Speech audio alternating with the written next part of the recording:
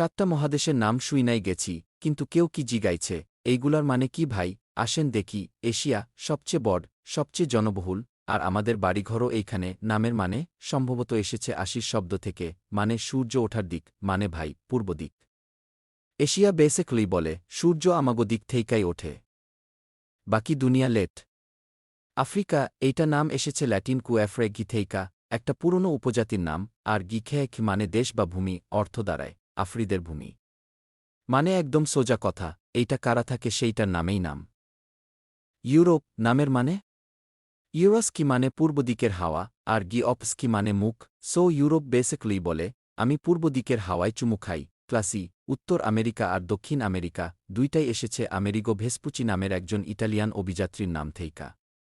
মানে কেউ একজন নৌকা দিয়া ঘুরে এসে বলে এই জায়গাটারে আমার নামে রাখো।